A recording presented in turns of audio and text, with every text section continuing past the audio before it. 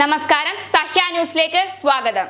കമല ഹാരിസ് പങ്കുവച്ചത് വ്യാജ ഫോട്ടോ, ആരോപണവുമായി ട്രംപ്.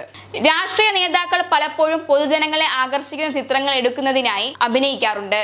ഇത്തവണ അത്തരത്തിലുള്ളത് എന്ന് ആരോപിക്കപ്പെടുന്ന ഫോട്ടോ വലിയ വിവാദത്തിന് ഇടയാക്കിയിരിക്കുന്നു. തെക്കുകിഴക്കൻ അമേരിക്കയെ തകർത്ത ഹെലൻ ചുഴലിക്കാറ്റിന്റെ പശ്ചാത്തലത്തിൽ US വൈസ് പ്രസിഡന്റ് പങ്കുവച്ച ഫോട്ടോ വ്യാജമാണെന്ന് ആരോപിച്ച് മുൻ അമേരിക്കൻ പ്രസിഡന്റും റിപ്പബ്ലിക്കൻ നേതാവുമായ ഡൊണാൾഡ് ട്രംപ് രംഗത്തെത്തി. ഫോട്ടോ വ്യാജമായി നിർമ്മിച്ചതാണെന്നും ഇത് പ്രസിഡന്റ് ജോ ബൈഡന്റെയും വൈസ് പ്രസിഡന്റ് കമലയുടെയും സ്ഥിരം പരിപാടിയാണിതെന്നും ഡൊണാൾഡ് ട്രംപ് ആരോപിക്കുന്നു. എക്സ് അക്കൗണ്ടിൽ പോസ്റ്റ് ചെയ്ത ഫോട്ടോയിൽ എയർഫോഴ്സ് 2-ൽ കമല ഫോണിൽ സംസാരിച്ചു കൊണ്ടിരിക്കുകയാണ്. അവരുടെ മുമ്പിൽ മേശപ്പുറത്ത് ഒരു ഐഫോണും ചെവിയിൽ ഇയർ പീസും ഉണ്ട്. കടലാസിൽ കമല എന്തോ കുത്തിക്കുറിക്കുന്നതും ചിത്രത്തിൽ കാണാം.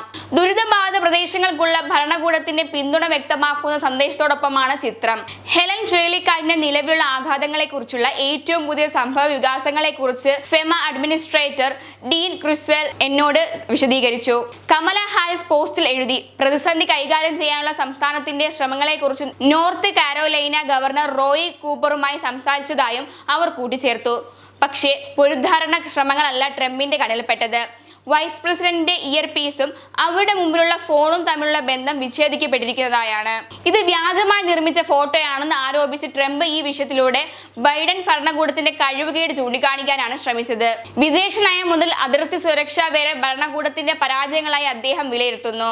കൊടുങ്കാറ്റിനെ തുടർന്ന് 100-ലധികം പേർക്ക് ജീവൻ നഷ്ടപ്പെടുകയും ദശലക്ഷക്കണക്കിന് ആളുകൾ ഭവനരഹിതരാവുകയും ചെയ്തു. പുനരധിവാസം ഏറെ ദുഷ്കരമാകുമെന്ന സാഹചര്യം കൂടി കണക്കിലെടുക്കുമ്പോൾ ട്രംപിന്റെ ആരോപണത്തിന് മൂർച്ച കൂടുമെന്ന് വിലയിരുത്തപ്പെടുന്നു.